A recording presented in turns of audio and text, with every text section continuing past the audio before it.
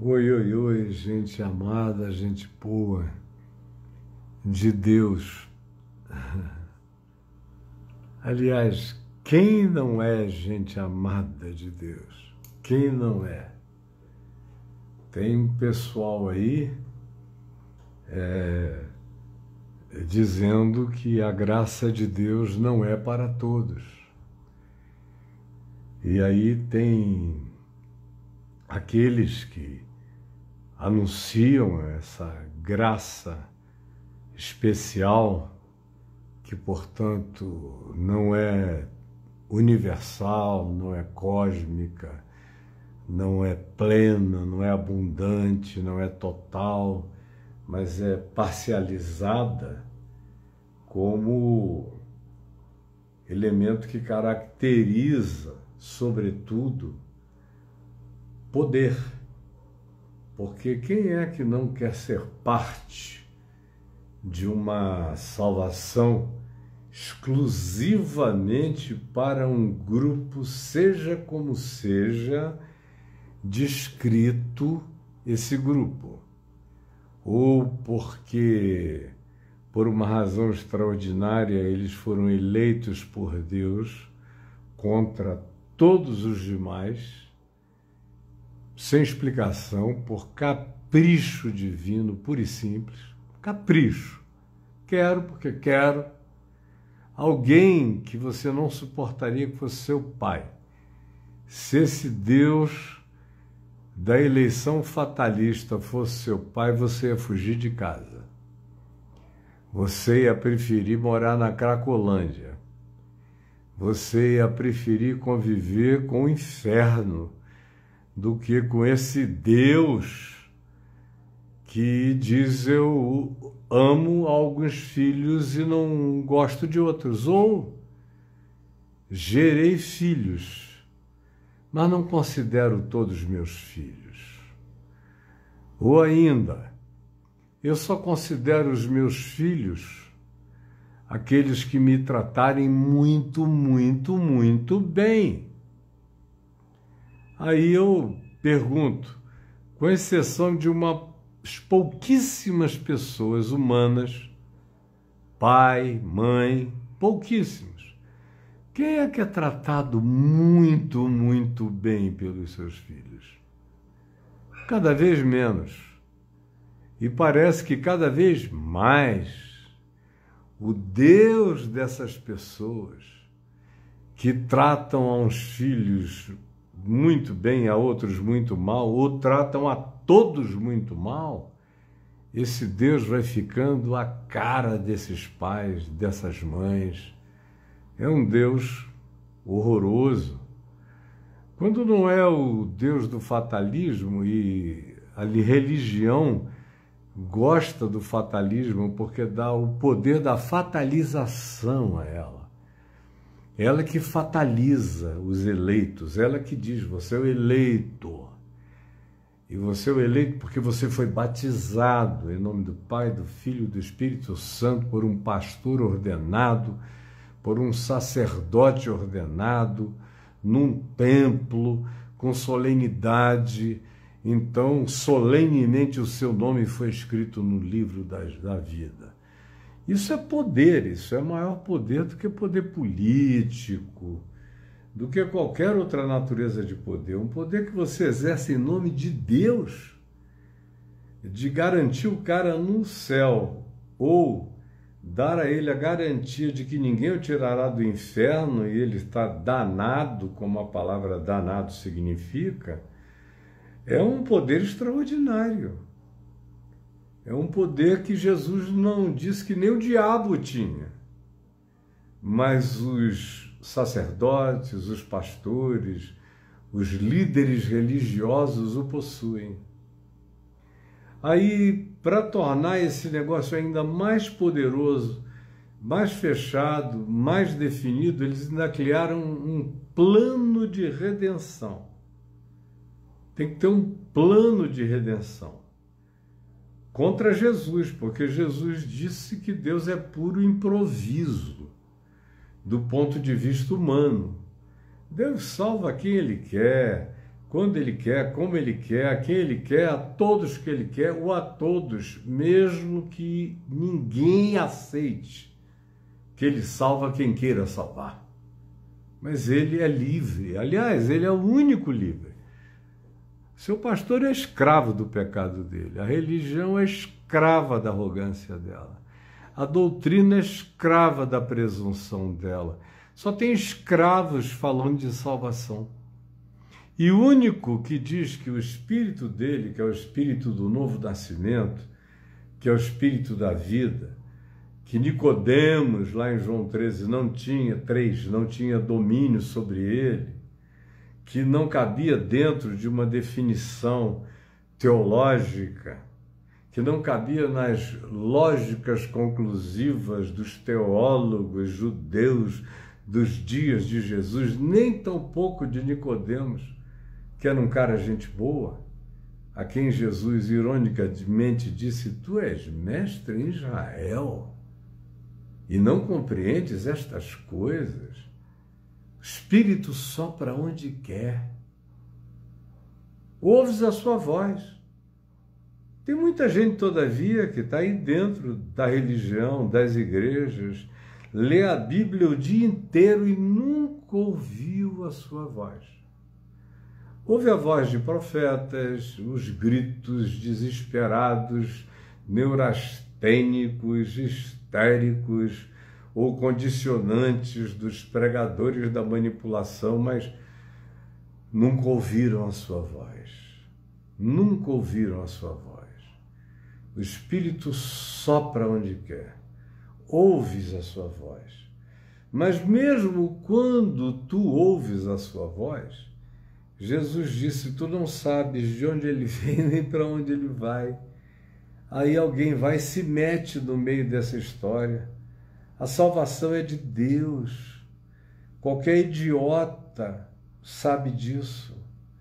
Só uma pessoa completamente empedrada, entupida, sem evangelho, sem poro algum aberto para a graça de Deus, é que diz que a salvação corresponde a um plano.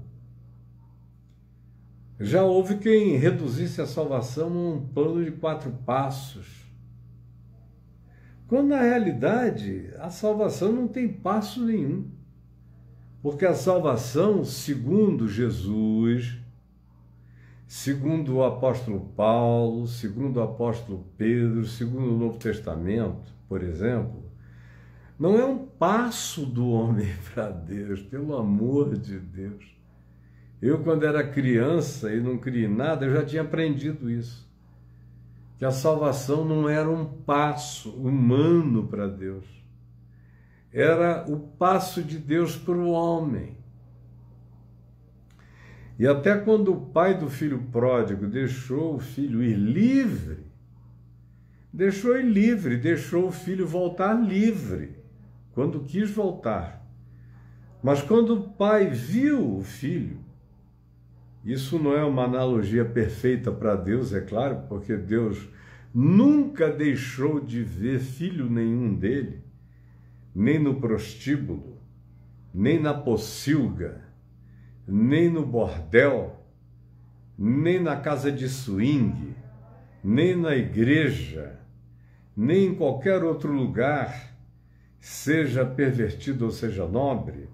Ele sempre vê, mas na parábola, que é humana, que é percepcional, que é condicionada aos paradigmas da cognitividade humana e da ilustrabilidade humana para a compreensão das coisas, o pai do chamado filho pródigo, lá em Lucas 15, deixou o garoto ir, fazer o que quisesse, tinha segurança absoluta, não ficou chorando na janela. Ele conhece os seus filhos, e quando o cara esgotou todos os seus recursos existenciais e se arrependeu e fez um caminho de volta, descobrindo, discernindo que não havia nada melhor, nem nada maior do que o amor do Pai. Não se diz que o cara voltou por causa da fome, nem por causa de medo, nem por causa de nada. Voltou porque descobriu, discerniu que o amor do Pai era incomparável. Quantos trabalhadores do meu Pai têm pão com fartura? Eu aqui morro de fome. Na casa do meu Pai há muitas moradas, e as migalhas da casa do meu Pai fartam o mundo, e eu aqui morro de fome. Voltou. Mas o Pai, quando a gente transpõe a parábola do Pai humano para o Pai divino, para o Pai eterno, para o Pai de Jesus, o Pai não viu o Filho chegando na linha do horizonte, como um pai humano vê, porque um pai humano não tem capacidade de deixar o filho sair de si. O pai humano deixa o filho sair de si porque o filho não é nele. Mas o Pai eterno não tem como você sair dele, você é nele. Você só rompe a sua consciência de comunhão com ele. Mas ele nunca rompeu a comunhão dele com você. Por isso é que Paulo diz que Deus estava em Cristo reconciliando consigo ao mundo, não imputando aos homens as suas transgressões, mesmo que os homens não saibam. Deus não leva em conta os pecados da ignorância, portanto, ele não leva em conta os pecados do mundo inteiro, porque o mundo habita a ignorância. Você que se sabe ou se crê salvo, não é salvo pela sua gnosis neotestamentária. Não é nenhuma forma de gnosticismo que nos salva. O agnosticismo absoluto é a graça derramada sobre quem não sabe nada. É o que nos abraça. E essa salvação não tem nada a ver com o inferno. É uma salvação da nossa condição mamífera, mortal. A promessa não é de imortalidade, a promessa é de vida eterna. Deus nos livre da imortalidade. A mortalidade produz vampiros, a vida eterna produz seres que são como Cristo Jesus, o primogênito entre muitos irmãos, e se tornam como o Cristo glorificado eternamente no Pai. Então, voltando à parábola do filho pródigo, aqui na terra a gente foge da vista do Pai, mas diante do Pai de Jesus, tudo é flagrante. Ele nunca deixou de ver o Filho. Quando o Filho veio, já estava sendo enxergado desde sempre. Nunca não foi enxergado. O Pai não virou o olho e disse, eu não vou ver isso, porque eu não suporto ver meu filho tão lindinho pegando essas mulheres. Eu me escandalizo. Eu sou um Deus, eu não fui feito para isso, eu sou Deus demais para isso. Não, o Pai de Jesus Cristo entra em todos os bordéis. O Pai de Jesus Cristo abençoa a comida na pocilga. É Pai dos porcos na lama também. Não foi o diabo que criou os porcos. Foi o mesmo Pai que te criou os porcos na lama. E os porcos que gostam de comer babugem, comem babugem com a gratidão que suínos têm diante de Deus, assim como animais de todas as naturezas têm as suas gratidões diante de Deus. A nossa ignorância, a nossa presunção, a nossa soberba, o nosso orgulho é que nos impedem de enxergar. Mas quando o Filho voltou, ele só aparece como alguém voltando na história espaço-temporal da parábola, porque na história espiritual ele nunca esteve ausente do Pai. Ele é Pai de todos, como diz Paulo aos Efésios. Pai de todos, está em todos, age por meio de todos. até daqueles que não têm a menor ideia de que Deus esteja agindo por meio deles. Eu estou ficando cada dia mais velho, graças a Deus. É bom envelhecer. Como é bom envelhecer. Como é bom ir ficando tomado de paz sábia, lúcida, tranquila, quieta, confiante, porque você sabe que o Pai cuida, que o Pai ama, que o Pai vê a todos, que não tem filhos com poder de se ausentarem do olhar do Pai. Não tem filhos com poder de se ausentarem do olhar do Pai. A religião é que inventou o resto, mas Jesus, o Evangelho, não tem absolutamente nada a ver com isso. Mas eu comecei dizendo que tem muita gente por aí dizendo arrogantemente sobre a salvação, de quem que Deus é Pai, quem é salvo, quem não é salvo. Tem o pessoal da predestinação fatalista, tem o pessoal do planinho, do esquema, que você tem que obedecer passo a passo. Tem o pessoal da salvação sacramentalista, que se não for batizado de um determinado modo, numa determinada igreja, às vezes até por um determinado sacerdote, a salvação não se completa. Tem também aqueles que declaram salvação por inveja, como Paulo diz, escrevendo aos Filipenses. Gente que diz, eu fui pregar e aí 357 levantaram a mão e vieram à frente, como se salvação e mão erguida tivesse alguma coisa a ver na vida. É patético, né? Mas é assim que funciona. Inveja. E Paulo diz, eles pensam que dando esses relatórios de grandeza, eles provocam algum mal-estar em mim, eles não têm esse poder de me fazerem ficar tristes. Porque se pelo menos Cristo estiver sendo pregado, eu estou feliz, porque de qualquer modo Jesus está sendo anunciado. Todavia, eu queria chamar a sua atenção, para aquelas pessoas que estão aí usando a internet e só estão aparecendo tanto por causa da internet.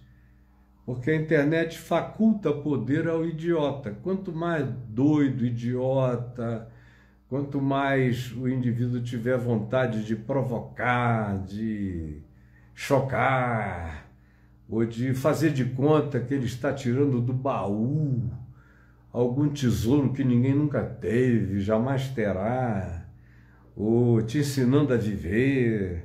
Se não fosse a mídia da mediocrização humana superior a qualquer outra mídia, que é a internet, você nem apareceria, nem os seus influencers.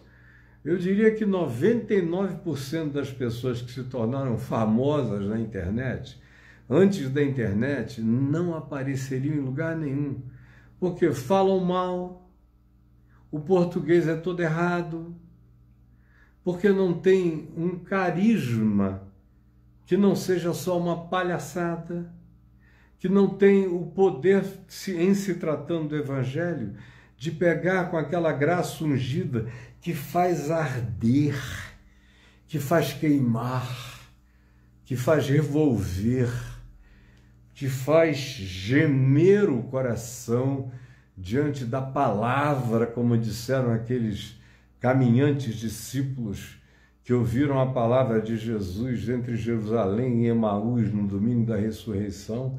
Porventura não nos ardia o coração quando ele pelo caminho nos falava, quando nos expunha as Escrituras? São pessoas que pregam e você sai com o ouvido doendo, mas o coração seco. E os que choram, choram choros secos, sem lágrimas, só gritaria, porque nada foi gerado de dentro para fora, você não foi virado ao avesso.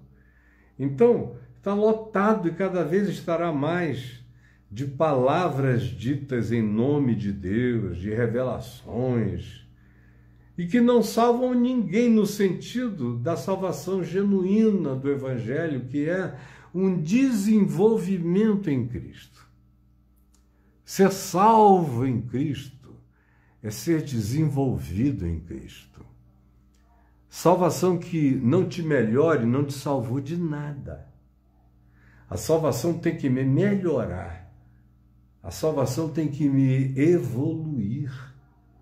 A salvação tem que aumentar, como Paulo diz, elevar a minha altura, aprofundar-me nas minhas dimensões interiores, tem que me ajudar a alcançar e a sambarcar dimensões e larguezas maiores da vida, tem que gerar em mim algo que em mim não há.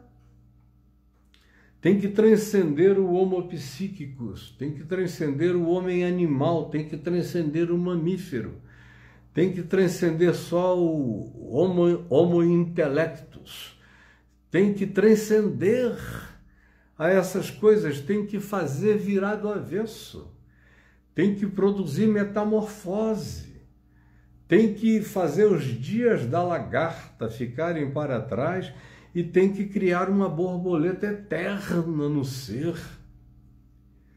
É salvação que só tem a ver com te tirei do inferno, é a salvação da religião, porque é só isso que ela tem para te enganar. Dizer, dá o dízimo e tu ficarás seguro do inferno.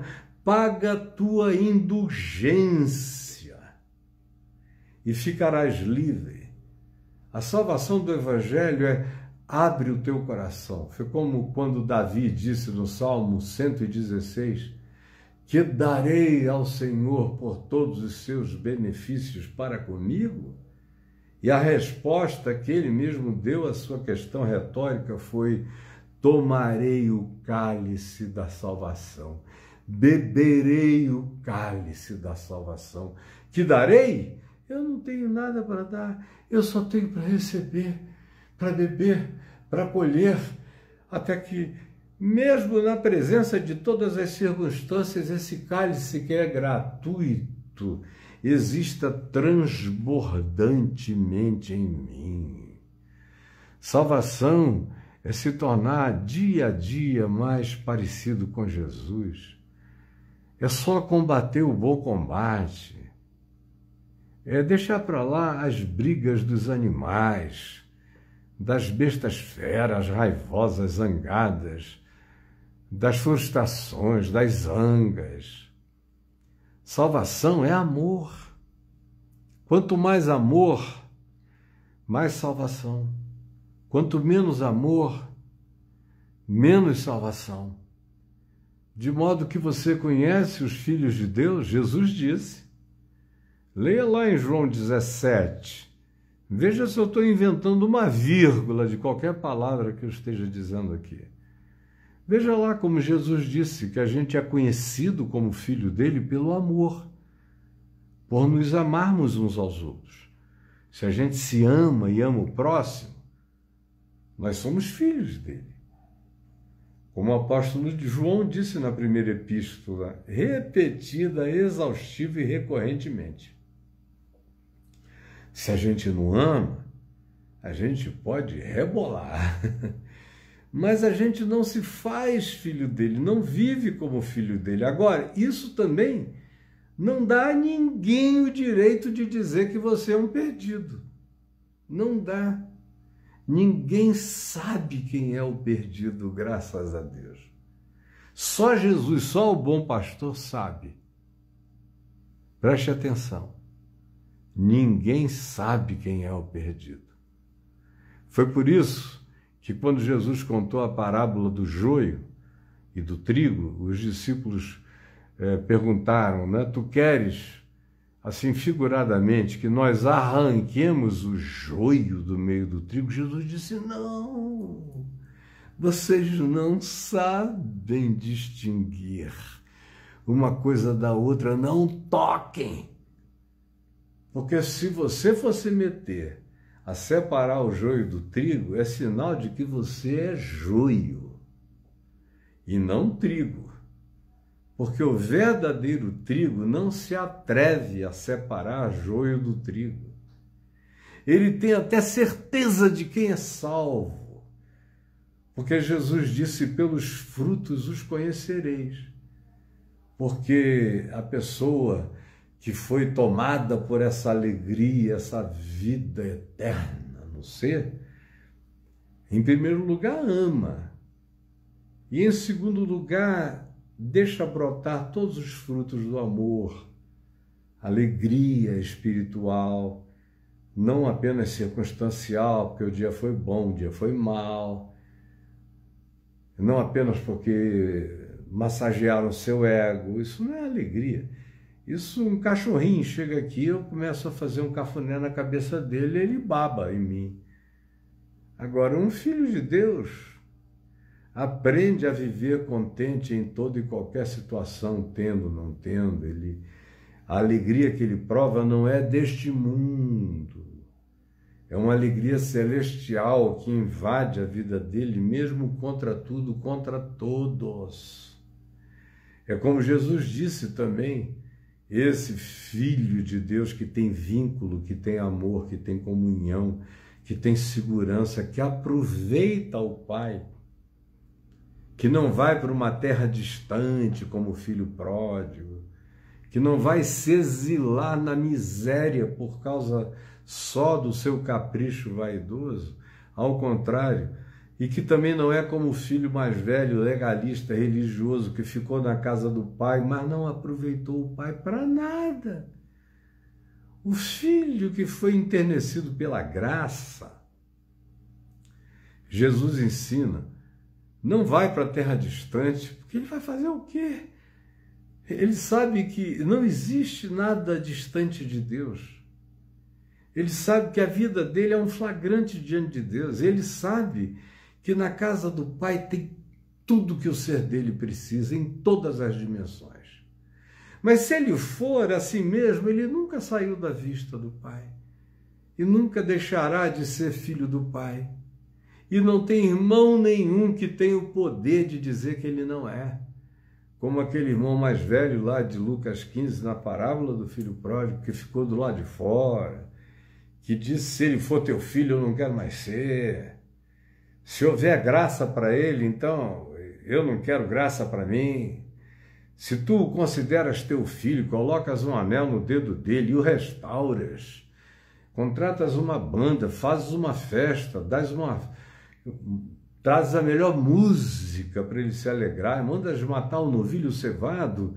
Se tu és assim, eu não te quero como pai. Um pai assim é de uma bondade que eu abomino. Não entro nessa casa, não sou irmão desse teu filho. E ao dizer isso, ele também está dizendo, por inferência, que ele não tem nenhuma identificação com a natureza generosa da graça daquele pai. Significa dizer que ele está perdido? Não, significa dizer apenas que ele vai passar pela terra sem aproveitar o amor de Deus. O amor do Pai significa que se ele abrir os olhos na glória da eternidade, e só então ele vai entender o desperdício que foi a vida dele na terra, tentando arrancar joio, separar joio do trigo, separar um do outro, dizer quem é salvo. Esse é o tema que deveria dar vergonha, o tema da salvação. Eu sou um evangelista. O que eu vou dizer aqui não tem nenhuma hipérbole, não tem nenhum exagero. Quem tem mais de 50 anos de observação lúcida da história do Brasil, sabe que milhões de pessoas se converteram ouvindo o Evangelho através da minha boca. Isso tem a ver apenas com a graça do meu Pai que está nos céus e não comigo. Eu apenas fui, abri a boca e falei com amor e misericórdia e unção do Espírito Santo. Tudo que veio dele que não me habitava previamente. Agora, o tema salvação nunca saiu da minha boca associado ao inferno. Saia do inferno, venha para a salvação. Nunca chamei pessoal à frente nos estádios, com 70, 80, 100 mil pessoas, venham à frente para fugirem do inferno. Eu nunca tive essa coragem. Eu tinha pudores, eu tinha vergonha disso. Eu fui pregar o Evangelho não por causa de quem crer e for batizado será salvo, quem não crer será condenado. Isso nunca me motivou a pregar o Evangelho, nunca. Em dia nenhum na minha vida. A maior prova disso é que eu me batizei sozinho no igarapé, no meio da floresta. Só eu, o Pai, o Filho e o Espírito Santo, para usar uma nomenclatura do cristianismo.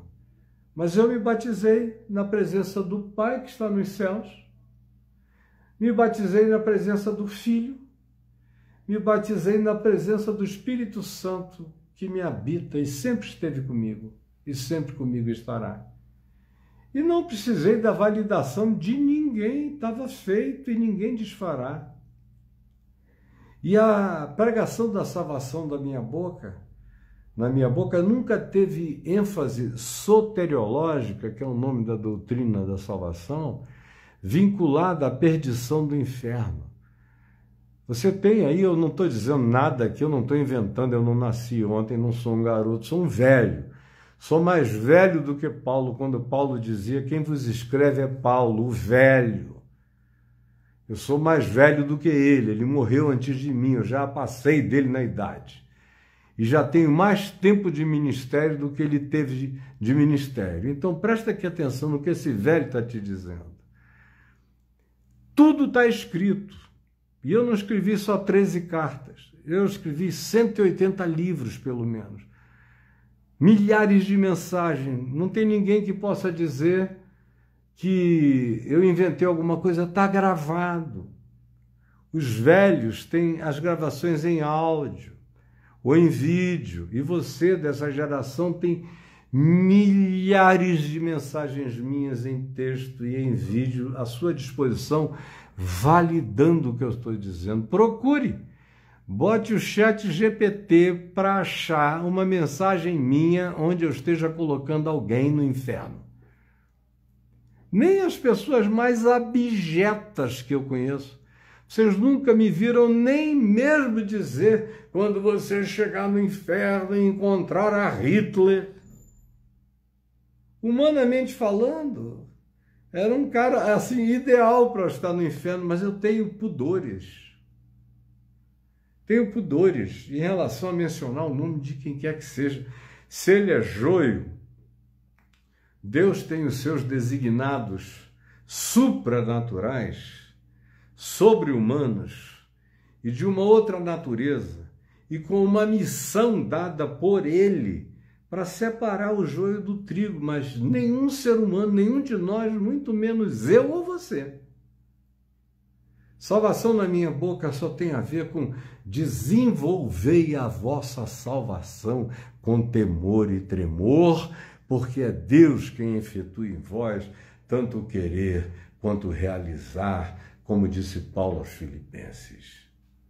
Salvação na minha boca tem a ver com o que João disse no livro do Apocalipse, Jesus falando através do João do Apocalipse, a esse que persevera até o fim, ao vencedor, ele diz, dar-lhe-ei uma pedrinha branca, darei a ele a capacidade, com um novo nome gravado que ninguém conhece, exceto agora ele e aquele que o deu, que é o meu Senhor, essa individuação profunda, que nem Jung alcançou vislumbrar, mas que é minha, é sua, é de quem quiser, quem vier. E não é Rede Globo, é uma malha universal transversica dessa Assembleia dos Primogênitos arrolada nos céus, desses que são herdeiros de Deus em Cristo Jesus, desses que se tornam a cara de Deus em Cristo Jesus.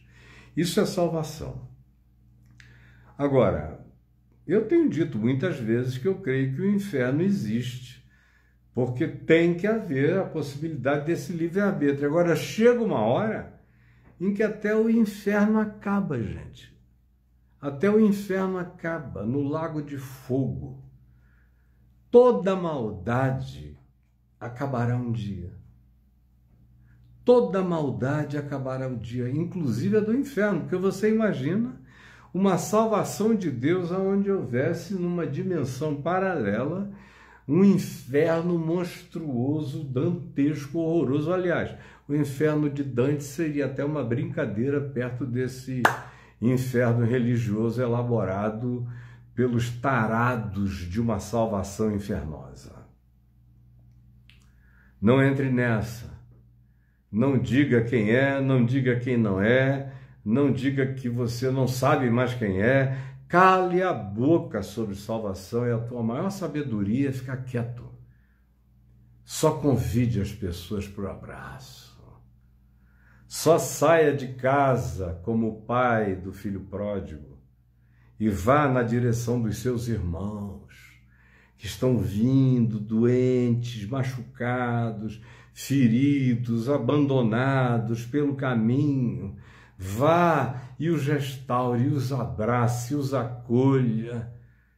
Salve-se de se tornar aquele irmão mais velho que odiava o filho que foi, que morreu de inveja do pecado do irmão, que tinha uma vontade enorme de ir para a gandaia, só não teve coragem de ir, por isso odiava quem teve a coragem de exercer a liberdade equivocada, mas exerceu, e ficou também com ódio do fato desse cara não ter morrido no exílio, de ter sobrevivido, e mais de ter tido energia de voltar para a casa do pai e de não ter esquecido que na casa do pai havia morada para ele, também para ele, muitas moradas. Então também não seja esse filho mais velho, que é um ente perdidamente salvo, salvamente perdido, pobre, cego, infeliz e nu, um laudicense orgulhoso, soberbo, que não entra e não deixa entrar. Não se torne desses. Fuja dessa geração perversa enquanto é tempo. Eu já falei demais. Eu não vim aqui com nada elaborado. Eu ia dizer, de fato, uma outra coisa. Acabou que assunto puxou assunto e eu cheguei aqui. E, graças a Deus, já algumas centenas e centenas de pessoas passaram por aqui. Se essa palavrazinha tão simples, amorosa e do meu coração que foi falada, ardeu no seu peito, então ela é palavra que vale a pena ser distribuída. O que não faz o coração arder, não perca seu tempo. Quem prega e só te deixa em dúvida, não perca seu tempo. Quem prega e não te dá essa alegria de saber que você é de Deus e que não tem nada nem ninguém que te separe do amor de Deus, não perca seu tempo com isso. Não perca seu tempo, como Paulo diz, com estudos de genealogia, quem gerou quem. Não perca seu tempo com dietas bíblicas, como às vezes eu vejo o pessoal dando aulas de dietas bíblicas. Paulo diz, não perca seu tempo com isso. Está escrito aos Filipenses, aos Colossenses. A carta aos Gálatas é uma briga por causa do que uma dieta religiosa pode fazer na cabeça de gente boa, como Pedro e Barnabé. Leia lá Gálatas todo que você vai ver como Pedro e Barnabé entraram na dissimulação dos papos de dieta. Hoje na internet tem aí o pessoal querendo saber. Aliás, eu não vejo nem ninguém perguntando, mas eu vejo um pessoal se oferecendo para responder sobre as dietas. Praticamente são dietas da salvação, dietas da santificação. O pessoal só não faz dieta de maldade, só não faz dieta de ódio, só não faz dieta de ira, só não faz dieta de presunção. Ao contrário, em relação a isso, foi Jesus que disse que eles comem um mosquito, mas engolem cada camelo, que eu vou te dizer, até o diabo fica perplexo. Mas se essa palavra lhe ardeu o coração, trouxe algum conforto, alguma consolação, ajudou você a crescer no amor de Deus, Compartilhe com alguém.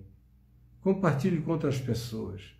Não se envergonhe do verdadeiro Evangelho de Cristo Jesus, que é poder de Deus para salvação, para catapultação, para o desenvolvimento, para a evolução, para a apreensão, para tomar posse de todo o conselho de Deus, de toda a graça divina que nos está disponível.